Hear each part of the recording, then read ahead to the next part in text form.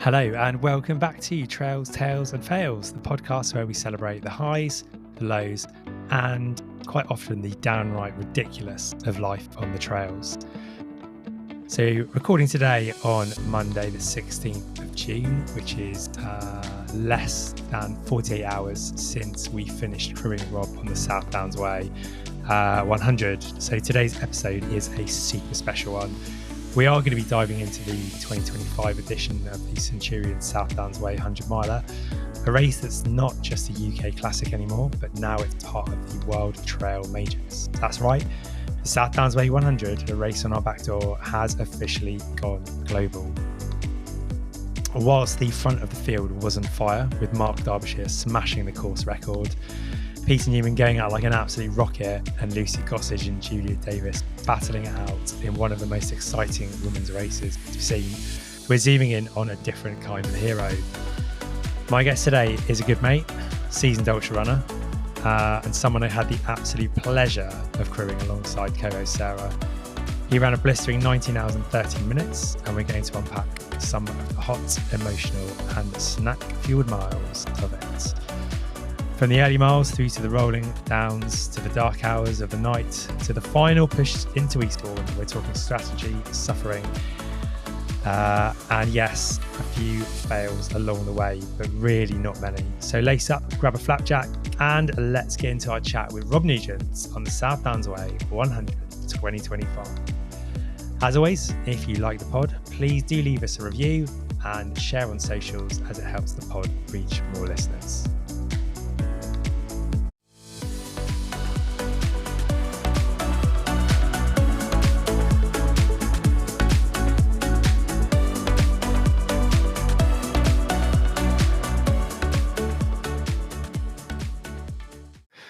Rob, first of all, congrats on running the 100 miler.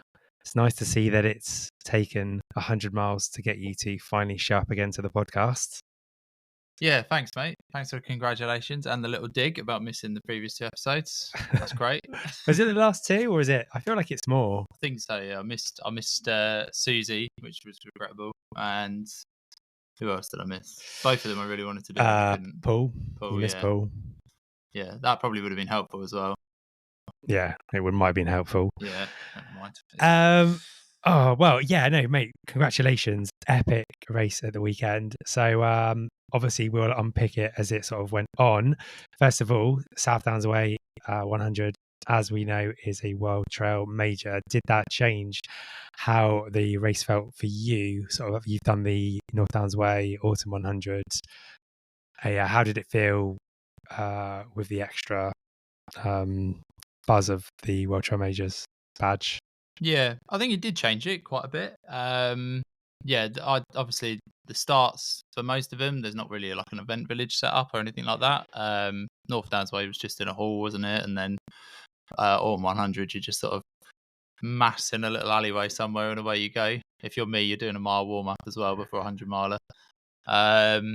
Yeah, it was really good actually. The event village had sort of loads of merch for sale. The registration was really, really quick, easy to get through, and then you had screens up of all the other world majors and things. So loads of bits and bobs going on. A little bit of music, and then also I was looking at my stats yesterday, and this is the furthest down the pack I've ever finished in a 100 miler. It's the best result I've ever got, but the furthest down the pack I've finished, which I think just goes to show is definitely attracting a higher caliber of runner. Yeah, a lot of competition going on Saturday. 100%. We obviously had the chat on when was it? In the week beforehand, and yeah, just saying to you, like, honestly, your success of this race is not going to be on where you finish, because like, yeah, both fields, the men and the women's field, in the 100 and the 50, but I know more about the 100, was like properly stacked out with some quick runners. Yeah. Which we'll talk about in a minute. You got to have a little chat with Marky D as well.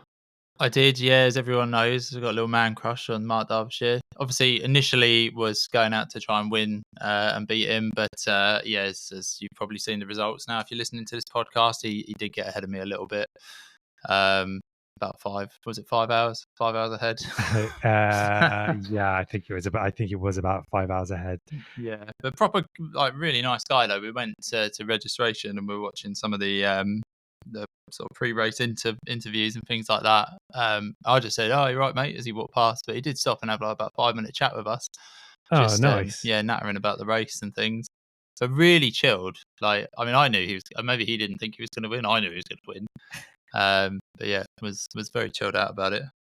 Yeah, I think so. To start off with, I think it was Pete Newman absolutely flew out the blocks Yeah, and was like literally by the time he got to Queen Elizabeth, I think was like 2 or 3 or like maybe like 2 miles ahead of like the second pack. He'd like flown out the blocks. Was he the one that slipped over? I think so. This is Helen's brother, isn't Yeah. it? Yeah. So I was running with Helen for a little bit. I think I don't know when she told me, but yeah, she said he'd had a slip. And there's a couple of pictures on Instagram where he's just launching bottles to his crew. He's so he just about to was. go, isn't he? He's like literally, you can see his foot's just gone from underneath him, and he's about to go. Yeah, I don't really know what happened there, but I sort of got the feeling that from that point, looking at the tracker, that like the group behind were just like slowly reading him in, and then like Mark just sort of gradually got out in front to set a new course record of 13:42. Yeah, that's insane, isn't it? We've been talking about that a bit, haven't we? It's, what is it, 3.5 hour marathons 4 times. That's just insane. But yeah, I was sort of but when I was sort of running with the front runners for the first quarter of a mile, I could see them. They were like clearly getting miles ahead of us straight away. But yeah, it was crazy. There was a lot of chat going on at the back of the pack or the mid pack about this one guy. You could see the cameraman, Centurion cameraman, photographer was just sprinting, trying to keep up, and eventually just gave up trying to film him and just went back to Derbyshire because whoever it must have been him, but whoever it was, he must have been doing 6 minute miles just straight out of the blocks. Yeah, he was going for it. Yeah, the women's race was good. So obviously Sarah and I were crewing you, but we didn't really see the men's race unfold because like I think they'd literally gone through Queen Elizabeth by the time we'd even got there. But we did see Julia and Lucy at like most of the points that we were at up until halfway, and they were just running together pretty much. Like up until like maybe the last 10 miles, there was a little bit of toing and throwing. Lucy was like mainly just ahead. And then I think she won by 10 minutes in the end. And I think, was it 3 women got under the course record pace? I think so. I know the two first and second place, got underneath. But yeah, it was a massive. But this is what we were just saying, isn't it? Since I think they announced it was a trail major, didn't they? Like right before the South Downs Way last year. So it didn't really attract sort of really, really fast runners. But I think since this year has unfolded, there's just more of them, isn't there? And yeah, they've obviously just turned up and completely obliterated everything. This is a longer course as well, isn't it? Didn't he add on? Yeah, I think so. I think you probably know more about that than me. Yeah, I think I read somewhere it was a longer course, and yeah, women's and men's records have been broken. So, but yeah, she's been posting on Instagram that she was loving the racing aspect of it. I can't think of anything worse than actually racing for 100 miles. Like the stress of that. Yeah, but they didn't. To be fair, they looked. I mean, obviously they would have been working, but they looked comfortable, like as comfortable as you can do. Like it was obviously like controlled racing. It wasn't like going at it too early, too hard. But yeah, and what I think was awesome is I hadn't realised that Lucy's 54. I think one of her mates or somebody posted like, "Oh, still breaking records at 54 years old," and like, yeah, like that's epic. Yeah, I think she posted herself, didn't she, about something along the lines of "nice to see that it can still be done," or "I've still got it," or something like that. Yeah, which is concerning at the age of 37 that Yeah, I don't feel like I'm anywhere near that. I don't want to get anywhere near that. I'm quite happy with my time. I think that's pretty good. So To be fair though, she's come from like a history of competitive Ironman and triathlon. So yeah, yeah. triathlon and Ironman seems to be anyone that's come from that into ultra running just seems to be an absolute machine. I don't. Yeah, I don't know. Don't Maybe know it's the why. strength that you keep talking about that I just Yeah, seem to maybe. refuse to do. Yeah. Okay, so let's talk about your race then. Well, let's talk about the first sort of 25 miles or so from.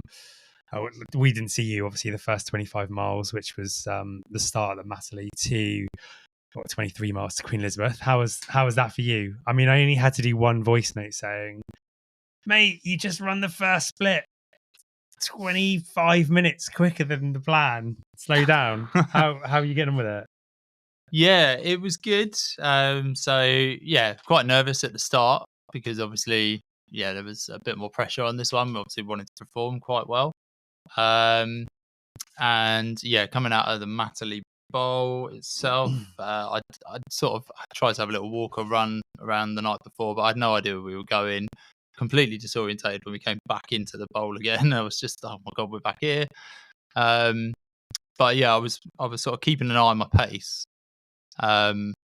And yeah, it was quite nice actually because people were sort of passing me and we were yo-yoing a lot, and there were a few people going past and sort of jostling for positions and things. But yeah, I was quite pleased that I got my breathing in quite early, settled down, and just stuck to a pace, not going too fast. Got a high five off Gary House as we left. That was good. I was Sarah not. will be jealous. I wasn't having it. As soon as I saw he was at the top of the hill, I was like, "That's a high five! It's happening." Um, So that was a nice little boost. And then, yeah, John Collis was there as well, a friend of ours. So he was throwing a bit of support, and there were a few people we knew there. So that was nice to come out. And then, yeah, sort of the real race, I guess, started at that point. And yeah, I was conscious of the sort of pace you'd advised on. But yeah, I was feeling good. Yeah, I was a bit all over the place, to be honest. It was I felt like I was okay to continue that pace. I felt it was okay to drop back a little bit if I needed to. I wasn't trying to chase anyone down. And it all went quite quick, really. Yeah, we kind of like Butser Hill sort of appeared out of nowhere, and yeah, it was quite nice. And I would say nutrition wise as well, got on it very, very early. So yeah, we was sort of trying to stick to the 90 grams per hour. I think that's what you said. Yeah, how did that feel? Because history would suggest that like fueling and nutrition during long ultras isn't your strong point. It's like something that like for this one in particular, you've been like very, very receptive to like some advice from like various people, like including me. But it's definitely a head shift because you feel like you're eating way more than you need to for some people, don't you? And like I think especially because the humidity was so hot, as it was like I think my phone said it was about 99% humidity in the morning, which I think did like really tail off throughout the day. But how having that like more structured approach to nutrition, especially in the early parts of the race where you were like having to self-manage that, how did that feel? It was really good. So yeah, opened my eyes to how little I actually sort of fuel during these races, especially other hundreds. Yeah, I mean, pretty much as soon as by the time we'd gone round the first loop of the Matterley Bowl, like it was time to start trying to get food in, and I kind of realised quite quickly that 90 grams per hour is quite impractical. Doable, obviously, if you follow a certain plan, but for me personally, I got the first 90 grams in. Then I was sort of losing track and getting sort of like 50 to 60 in, but then like doubling up the next hour. And in my head, I was just, so long as you're just generally keeping this up, you should be okay. But it's nice to have that to focus on and not be focused so much on the miles. But also just to keep your mind in the game as well. I think that was one of the big things in the race in its entirety for me, was that I was still able to think, process like the lows. There were a lot of times when I was sort of saying to people around me, like, I'm in a low, if I get it, it's not a game changer. So yeah, I just felt a lot more aware of what was going on.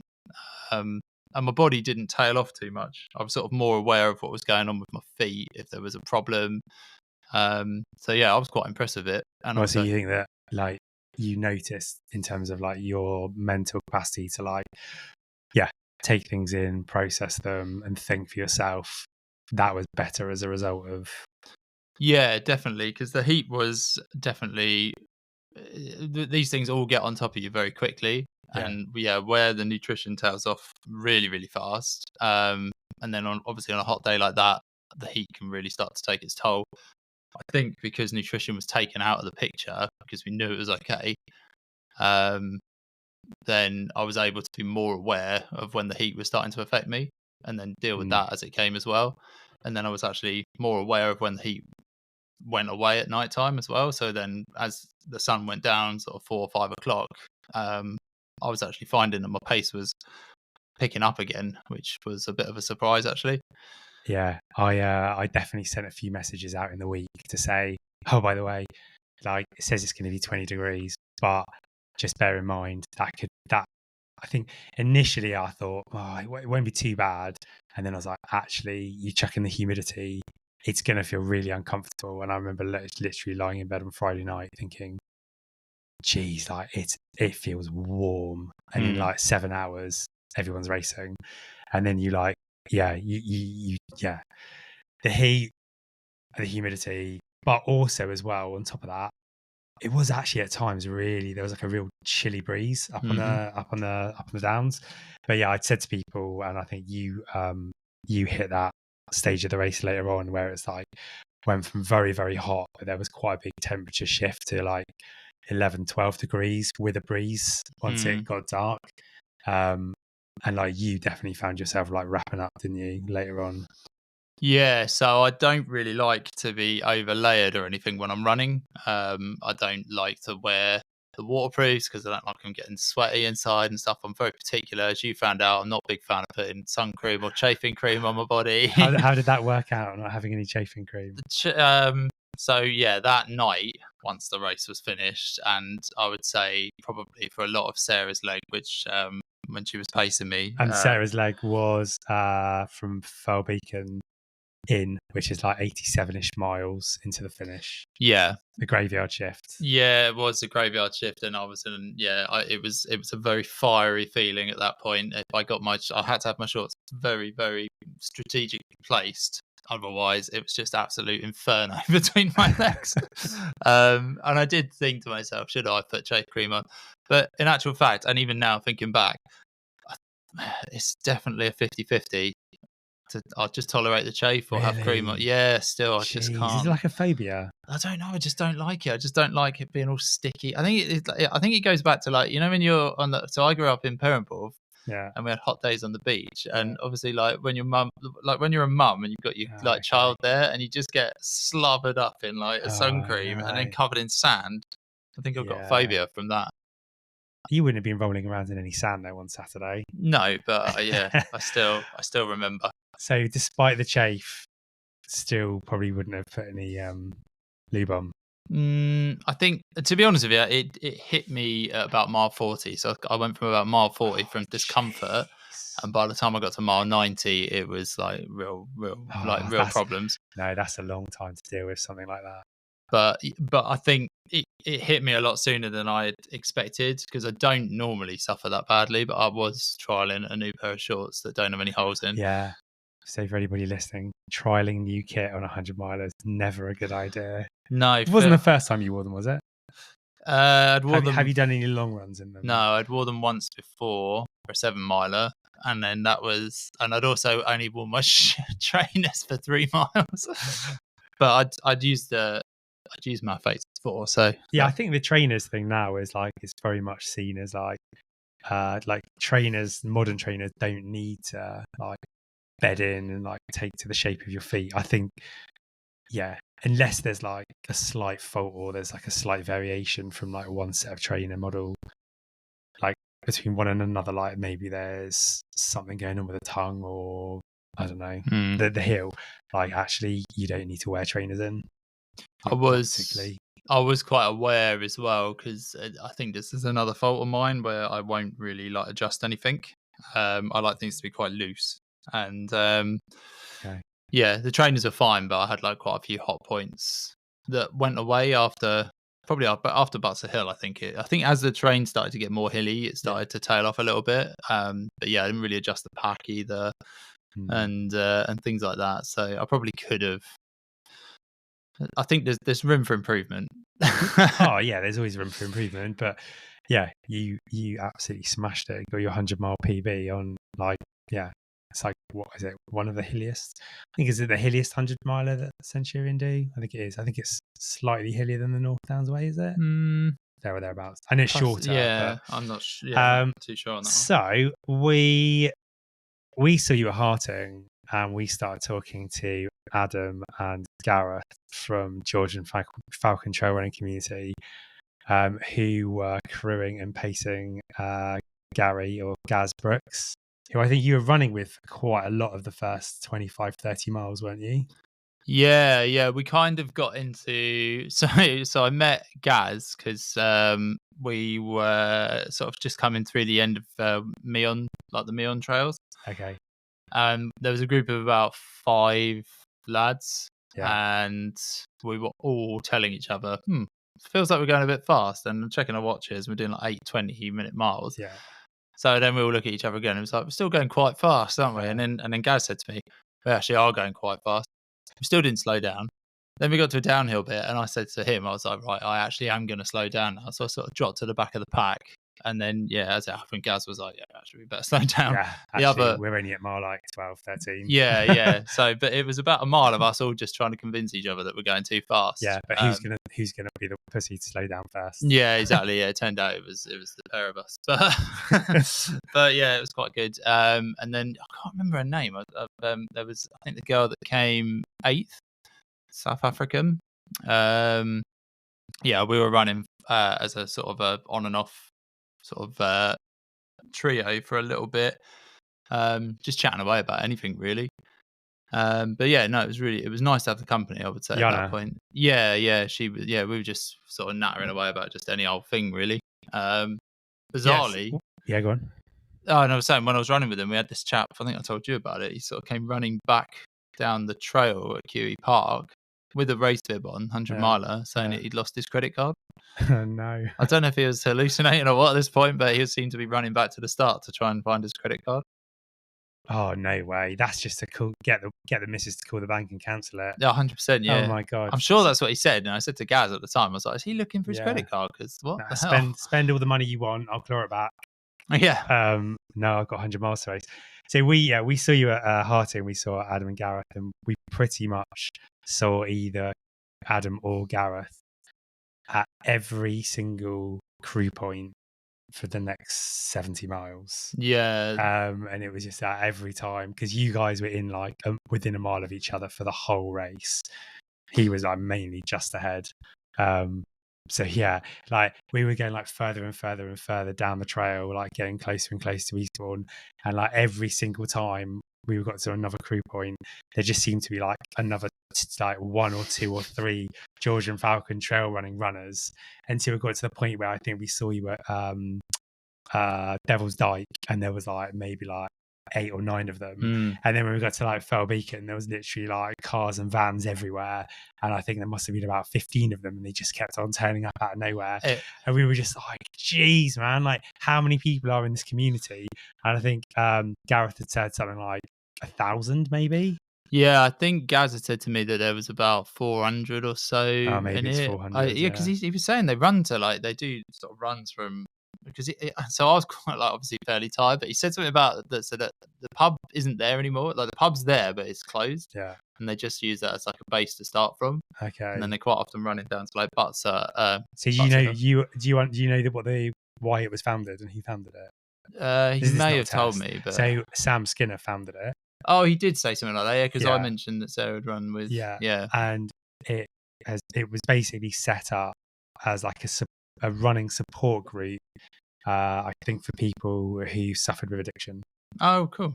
So that's why it's quite a wide community. And like in my head, I thought they were kind of all based like on the south coast around like like Fareham area, but actually no, they're like scattered all over the place. We did get into it. I don't know if maybe I might have mixed things up in my sort of tired mental state, but yeah, we did get into something about, I think we mentioned about Ultra X or something, and they posted a video of like one of their runners was a smoker or something running one of their races whilst smoking. Yes. So we were talking to if it was the same guy, we were talking to his wife, and we were at Devil's Dyke, and she was like, yeah, well, my husband, he runs these ultras, and I've got to like follow him around with the kids and crew him, like all like, you know, inconvenience, but like clearly not an inconvenience, and like happy to do it, but you know, as we do, just have like a bit of a, oh god, you know, another ultra. And she was saying, oh yeah, well, he does like a cigarette, and he was like refusing his nutrition or something at crew point, and she was like, well, I tell you what, I'm not going to give you a cigarette if you don't. It was like either like if you don't drink this, I think it was like if you don't drink this, then you're not having a cigarette. Fair enough. And he was just like, well, clearly I really want a cigarette, so I'm gonna have to drink it. So I think that's what it is. I mean, I stand corrected if I'm wrong. Yeah, but we got into it a little bit, and we mentioned that, and then I just sort of parred it off. I didn't know that at the time, obviously, so I just parred it off as oh yeah, everyone's got their own thing. Obviously, I've got my massive things. I'm not going to sit and judge. But yeah, no, it was really nice to sort of pass the time with them, and it was pretty funny at the crew points and that. You just get there, and it's like even at the finish, because I think he got 18:55 in the end. Who? Gaz? Yeah. No, mate, he was like 15 minutes ahead of you. Yeah. Oh yeah. So yeah, actually, 18:55. Fucking yeah. 20 minutes ahead of me, which is all right. And he played. Yeah, if he's listening, he played an absolute blinder, because all he said was, "I'm going to go slow. I'm going to pick it up at the end, strong finish," and he did exactly what I didn't. But he's like, all of his crew were just like, mate, will you stop talking? Like, you've got to get through this crew point quicker than this. And he's like, he just like clearly a really nice guy, just wanting to chat to everybody. He had just had so much energy. Like, yeah, it was awesome to see. He was a bundle of energy, and if he is listening, he looked like he just walked out the front door. Yeah, he did. Yeah, but that's not what Gareth said in the last 10 minutes. Yeah, so we had the cowbell for the first time. If you're listening and you're on the South Downs Way and you heard a cowbell being shaken violently every 20 seconds or every time a runner came past, that would have been Sarah, co-host on the pod, bouncing up and down, going absolutely nuts. I think I must have apologized to about 20 different people saying, I'm so sorry about all the noise. I promise we'll be gone in about 10 minutes. Which obviously was like a joke of an apology, and everyone was like, oh no, ha ha ha, it's great. But I did actually have a headache by 2:00. I'm not even joking. I didn't know. I loved it. When I saw QE Park, I kind of wasn't. I knew you guys had it, but I wasn't expecting such a massive display of cowbell at Butser. And then obviously Ben Potts was there as well, so it's quite like, oh wow, like this is awesome. But yeah, it was almost like there was I think she was definitely sort of noticing your sort of cowbell frustrations, we say, and really playing up. Yeah. There were little dancers coming out, and if I say, oh, do you want to just take it easy with the bell a bit, that's just like a full-on green light to just go mental with the cowbell. What I loved as well was, and I did notice this, I wasn't really sort of paying full attention to anything around me at Washington, but as we were coming down the hill, I did hear from somebody that you were like, oh yeah, you're not really supposed to ring the bell in Washington because it's like residential. Oh no, I didn't say that. I was just a bit like, I wasn't like, oh, you're not supposed to. I was like, Sarah, there's a lot of houses around here, but clearly like that's the wrong audience, because like both you and Sarah like are quite noisy people. Yeah. And so she was like running down the road, just like what I love was the sort of childish behaviour that came from the telly. Like this, it was like you've been told off, and she's just little dings that went down the hill. It was brilliant. I was convinced that she was going to need a sleep at like 3 p.m, but no, she just kept on going. Like, I don't know how. Trooped through. Yeah, I don't know how she managed to do that. It was really, really good. And when we got to the sort of first point where the paces were like that, sort of reeling it in with everybody there, and Liz and Phil and everyone, that was quite a lifting point actually. Yeah, it's such a weird place changing over at Kethurst Hill, isn't it? Because it's like, it is nothing apart from a tiny car park. and it's like guiding you off the trail, like a small track which goes up and through these like stinging nettles either side. Literally just like, yeah, it just seems like a very random place to It's a do like weird one a as well. I halfway did place. nearly stack it there, I have to say, because there was a couple of kids on the trail, and obviously I didn't want to like bash into them or anything, but it's a really hilly, like it's quite tough to navigate when you've done 51 miles. Yeah. So yeah, first time for you having crew and pacers. You had Phil for the first 36, I think it was 36 miles. How was it for you having crew and pacers? Do you think did you get a lift whenever you were like seeing your crew? Did you get a lift when you were running with Phil? How did it sort of play out in sort of like helping to be like autonomous in what you were doing, or like shake away like the low points?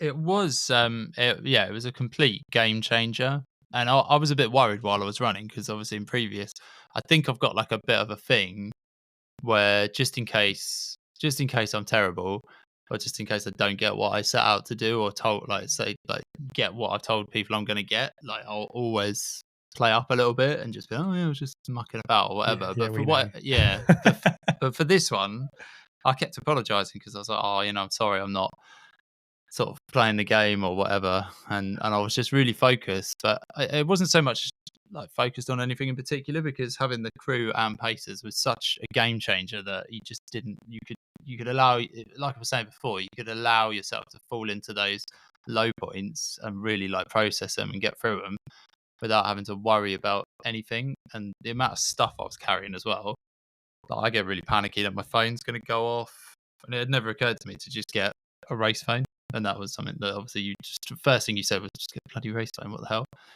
Yeah, I mean, like if you were doing them, I guess if you were doing like one in a blue moon, you could probably just be like, oh, like, what's the point? I'll just make it work. But like, I think, yeah, we sort of, I think the reason we got it is originally Sarah was doing Slovenia, which was like 5 days, and it was like, oh, actually, a smartphone is not really that convenient. No. So we just got like a £20 phone from Amazon, which is like an old Nokia.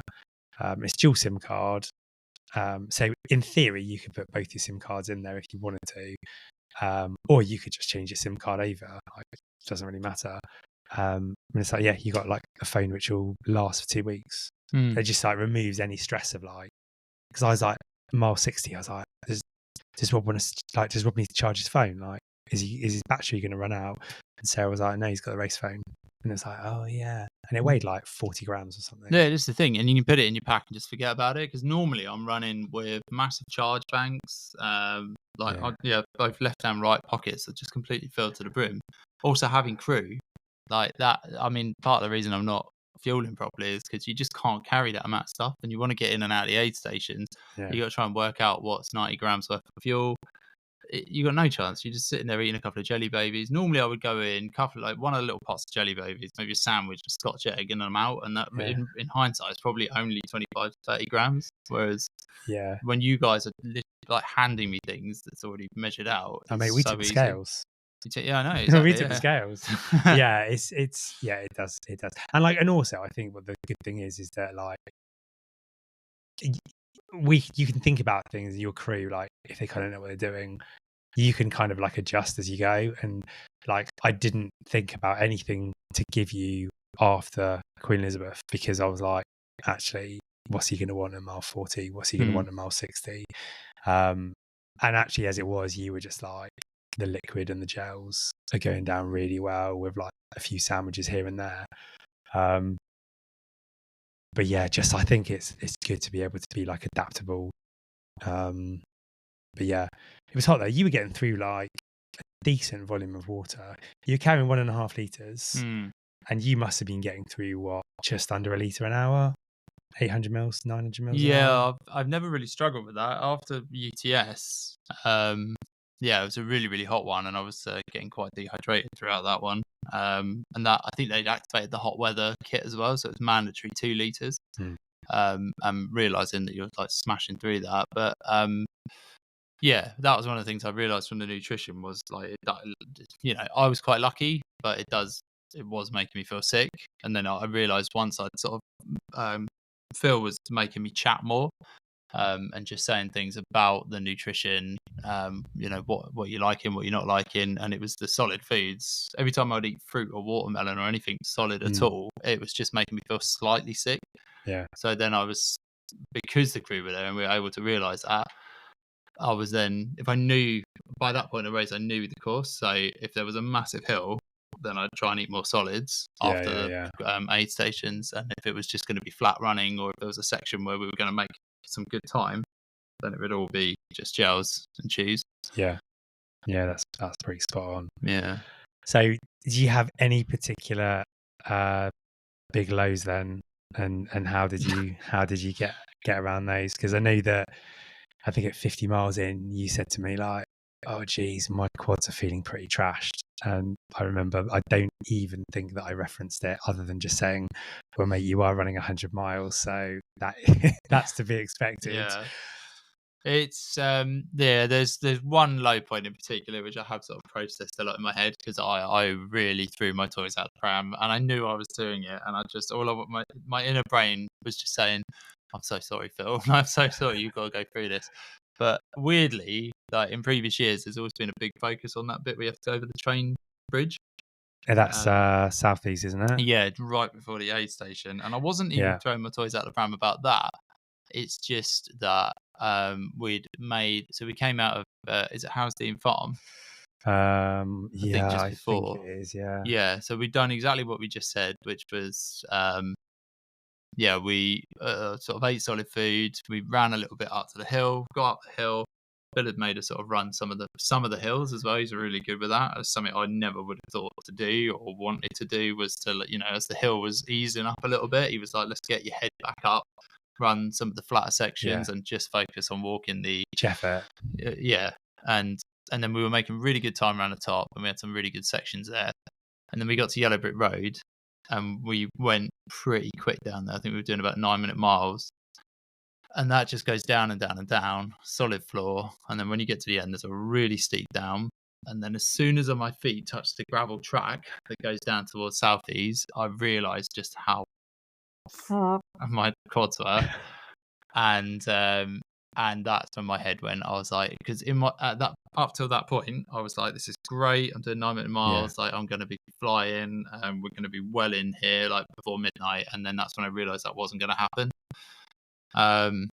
Oh yeah, mate, there was at one point, I haven't told you this, but there was one point where I think I put you down for we'd said 19 hours, and I think the pace plan that I'd worked out was around about 1840, but I knew that realistically, I hadn't really shared it with you, but I knew realistically it would probably be nearer 19. But there's one point where you were even like half an hour ahead of the 18-hour 40 pace plan. And I was like, geez, if he manages to keep this up, he's looking at 18 hours and 10 minutes. But then obviously fatigue sets in, doesn't it? Yeah, I think you pretty much hit the nail on the head. That was the point that strength work would have kicked in, and I think that's where a lot of the other runners got ahead of me. I know that you do a lot of running, but I don't really know what extras you do, but I'm guessing you did quite a bit of strength work for UTS, but not so much this time around. No, UTS is the only time I've ever done it, and it wasn't much. Before I started running, all I did was strength. So in my head, I'm like, oh, I've done all that, don't need to do it anymore. Yeah. Or if I'm going to do it, it's going to be like, right, we need to look like The Rock, So So it doesn't. There's no sort of all or nothing with me. But once in terms of low points, we came into Southeast, quads are gone. We were down to sort of like 10.5-minute miles, which in hindsight is not bad. But it was coming down the track, and my back was really hurting at that point as well. I was sort of slanting over to the left a little bit, and you see all these videos of people's backs going there to sort of finish the race kind of sideways, and I was like, oh no, it's happening. But coming down there, then we had to get over the bridge, and then Phil sort of said, do you want to go to the A station? I was like, no, let's just keep going. But then I walked into the car park because Phil, the sort of people crewing the aid station, there was somebody out ahead of the aid station to tell us where it was, and she was sort of saying, oh, you're looking you're looking strong, and all sort of compliments. But then Phil sort of was saying something to her, and in that split second that he took his eyes off me, I'd managed to get myself into the car park. So then I massively threw my toys out the pram. I had to turn around and get back onto the trail. And then, was faced immediately with that absolutely monster hill. And that was the only point in the race where Phil was like, right, so we're going to sort of run and then sort of walk the steep bits. And I just said, we're not running any of it, Phil. We're walking the entire thing. And Phil had said, like, and actually it wasn't long before we saw you, but I think Phil's like so diplomatic and chilled, isn't he? He was just like, well, he's had a little bit of a paddy. I think it's past now. Yeah. We'd got our head back together again, and we were sort of plodding away. And Sarah was out with the cowbell, sort of shouting all sorts of nonsense that nobody could understand. And I pulled it back together a little bit. But I think that was when the game changed slightly, and it was the nutrition dropped off, and it was like, okay, you need to really grit your teeth now. Yeah, I feel like when you're going a lot slower, like obviously you're working incredibly hard because you're massively fatigued, but your energy expenditure isn't what it is when you're moving quickly. And so, I mean, not that it's necessarily ideal, but I think sometimes it's a bit of a given that as it gets colder and you're working a lot less harder, there's going to probably be a little bit less fuel going in, less liquid going in. You're certainly not going to be having the same at like 12 o'clock at night in terms of liquid as to what you were having at like midday when it's like 23 degrees. But feels so chill as well. Like it's just like the random stories that were keeping me going. Like it was just like having a conversation with Liz, his partner, halfway through, just about how she'd left the explicit language on Spotify for their son to go to bed to. Lovely. She just had to go running upstairs, being like, "It's not that. It's mother." I think he said it was Mother Flocker. I was like, we were just like, why did she say Flocker and not Trucker? Yeah, that would be. Yeah, that would have made more sense. We were passing the time a little bit. I felt bad because a lot of the stories I wasn't responding to, but I did take them in and they weren't funny. I don't think anybody's really expecting you to respond to them later on in the race. But it was interesting because like you came into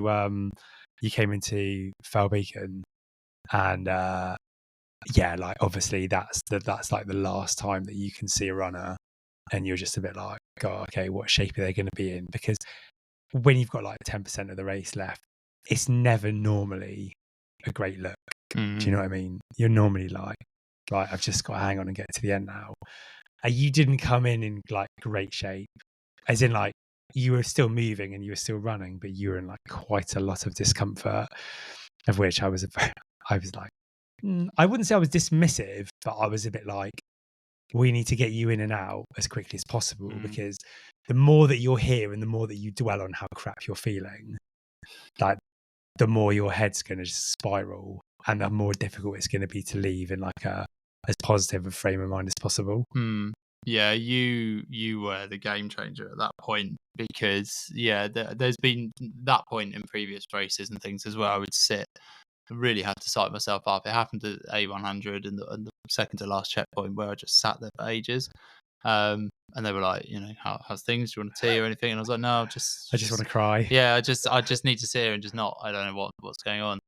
It happened in the North Downs way as well. And so this one, it was absolutely the right thing to do, was to just, I didn't even want to change my shirt, if I remember. And you were just like, no, it's got to come off. Clean shirt, put a top on. Get warm. And I really fell apart at that point. That was the only point. I mean, that probably was the lowest point in the race, because I wasn't in control of my body. I think I noticed on my watch that my heart rate had gone down to about 115, which is quite a big, steep drop off. But that's also because you're knackered. Yeah, but I think it allowed the cold to really set in, and I was really out of control. I said at the end of the race, like that hasn't happened for a long, long time, when I was absolutely freezing at like a Spartan event in the middle of like November.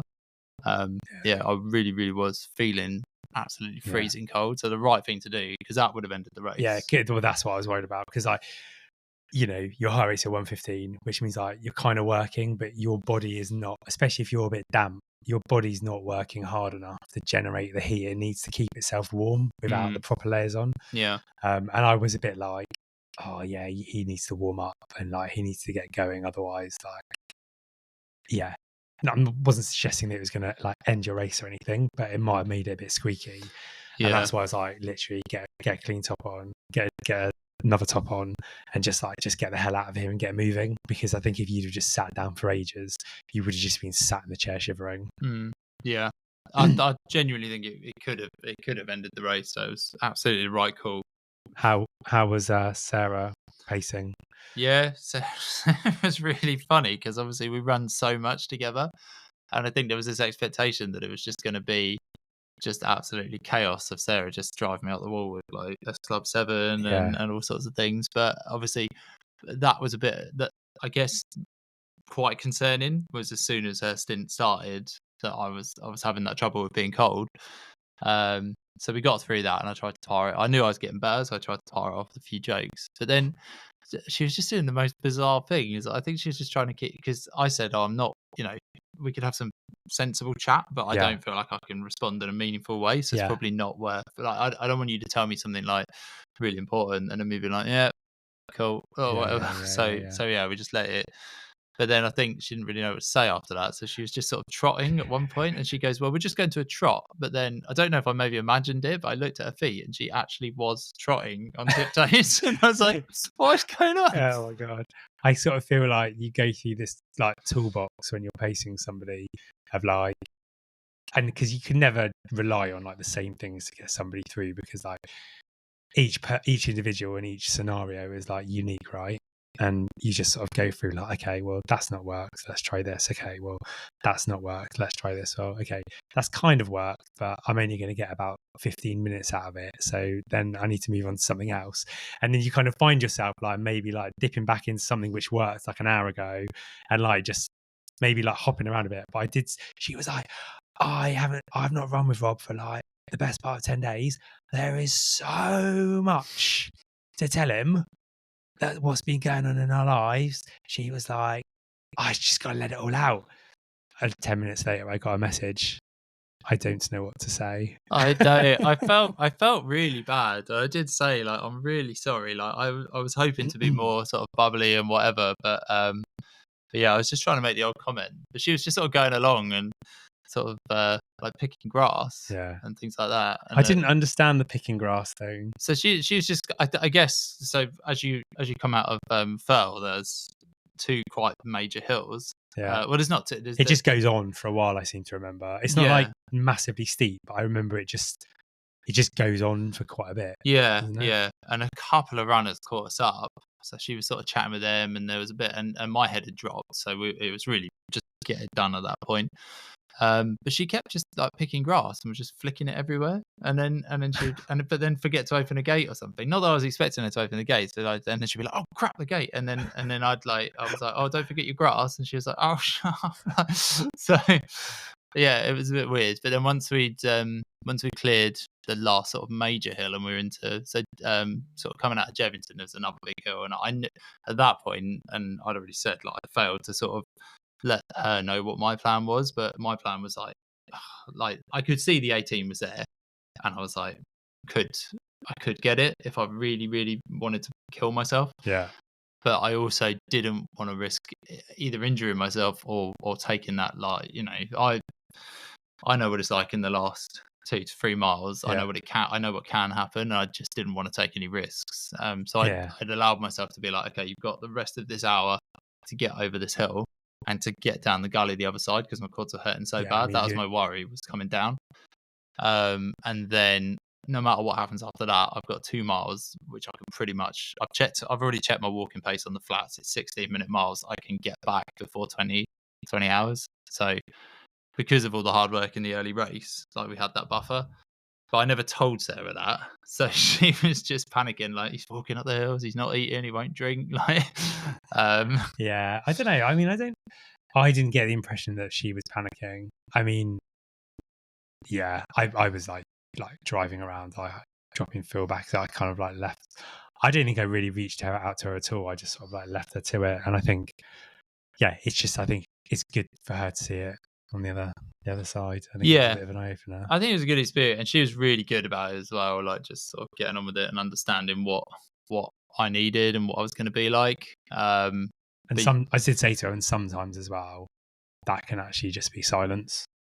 Yeah. Well, once I was coming down, what's it called? The Gully of Death. I can't remember what it's actually called after the last trig point. It's a very narrow set. You paced her in on that bit, and I was worried that I was going to fall over or hurt myself in that bit, and it wasn't actually as bad as I remember. But she was like absolutely brilliant coming down that bit. It was like the guys that sit the co-pilots in like the World Rally Championship. It's like right, left, right. She was literally just like, there was a route. We're going right. Watch that step. Watch another step. Dog poo. I was like, what? And we got down there really quick. And then after that, obviously, then I guess we realised we'd done it. So we were, the chat picked up a little bit more, and she started playing some messages from Joe Clark and her sister and John Cosgrove. So that was quite good. John Cosgrove was just drunk. He wasn't even messaging me. He was just drunk messaging Sarah. I heard so that was quite funny. But yeah, it was quite nice from that point onwards. Yeah, awesome. Well, I said to you, mate, I reckon you could go. Depending on the course, I reckon you could get into the 18s. Bit of strength training, a few less laps around the flat field, around the back of where you live from your long runs. Yeah, I don't know why I started doing that. I just got a bit stuck on that. Like 3 weeks to go, like 3 big weekends, and Rob's like, yeah, all I can fit in at the moment is just running laps of the same field for 24 miles. Yeah, I'm not sure why that started. I kind of got a bit of a phobia of going too far away from home. So I just did like 15 laps of the field to do a marathon. Yeah. I was like, what's Rob doing on Saturday? So I was like, laps. I was like, of course he is. Yeah, the South Downs Way is right there. You can literally run on the course, but instead you're running around this field of wheat, pretty much. Awesome. So have you got anything else booked in, Rob? No. Well, I was talking to my partner, Kate, today, and I actually suggested that off the back of this one, with the renewed knowledge and nutrition and things, it might actually be possible to race 100k. Oh, okay. Yeah.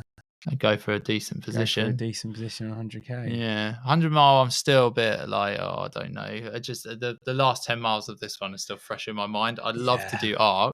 It's logistically as well. It's a much bigger operation, isn't it? Like planning for and time away from home and fatigue recovery. That extra 60k really does take its toll in lots of different ways. It does. And I think I would say probably the only negative from having crew is realizing what a difference it makes, because if you have to go without it, you're kind of accepting that your race is going to take a massive hit, because I certainly wouldn't have got that time without the crew and the pacers, and I don't think I would be able to in the future. But obviously I can train into it and do strength work and things like that, but I think it makes such a massive difference, and I never realized what a big difference it makes until now. You've always been very like I kind of feel with you, there's a bit of like self-preservation in terms of like, number one, you've already said like you like don't want to be,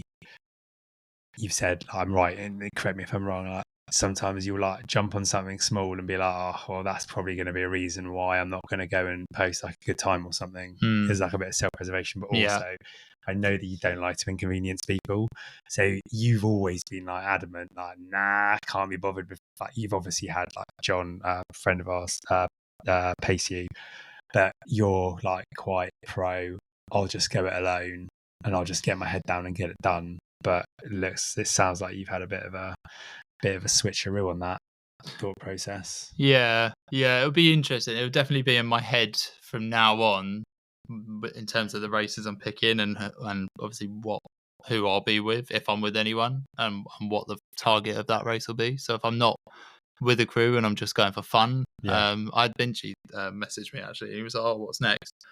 We mentioned the 100 miler at UTS, and I'm thinking, well, if I don't go with crew, it's kind of like that really is a get into an aid station and maybe get your head down for an hour sort of jobby, really. Yeah, because that's a long race, isn't it? That's one of the biggest, isn't it? I think. I mean, the thing with not having crew there is like, I think you need to have an added layer of resilience to not have that emotional lift of like, I'm seeing people who you know, I'm like close to Yeah. in like 2, 3, 4, 5 hours. I don't think it's quite the same. And like, hat off to people who are able to do it.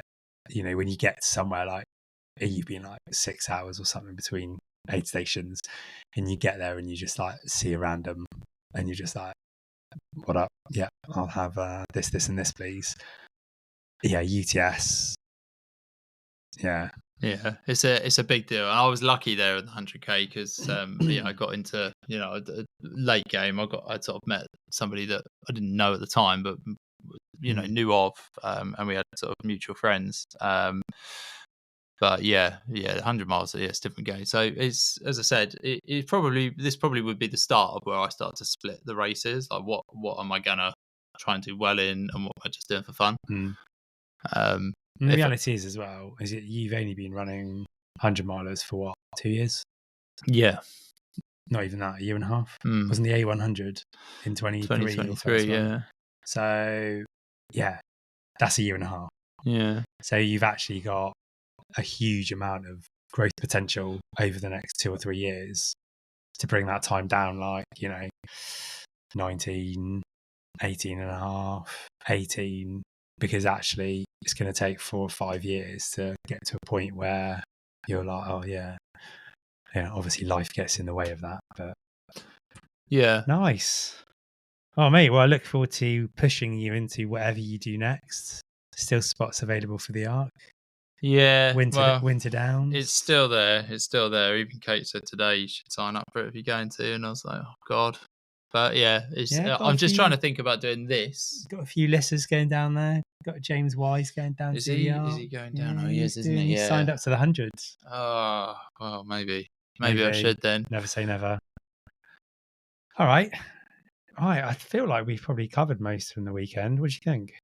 Yeah, I think so. Well, considering it's your podcast as a coach, I think it's fair to say that you absolutely changed the game on this one. I have to concede that your knowledge, I've been resistant for a long time, but your knowledge and expertise on this have absolutely, I'd never have got sub 20 without having to listen to some of that. And in actual, like, the bits you've said to me over the last couple of weeks actually changed my entire demeanor of how I was running. I don't think I was anything. I think I was a lot more professional in this, which says a lot. 100%. Yeah, for me. Yeah, you took it all on board. Like even with like the tapering, you were like sort of. And I know that you struggle with the tapering and the not running the same volume as you would do normally. Like, was it 7 miles a day as a minimum you like to do, isn't it? Pretty much, yeah.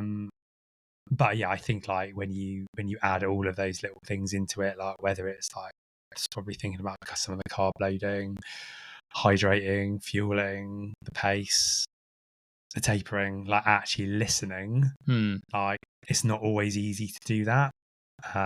So yeah, like hats off to you for like listening and making it happen. And I just like being able to enable that because I love it. I think it's awesome. And like being out in the South Downs for the whole day on Saturday, and like just the amount of people you like see and you cross paths with that like you follow on socials and they follow you, but you never ever see them. I think it must have seen like 25 people where I'm like, oh, we follow each other. Oh, yeah, we follow each other.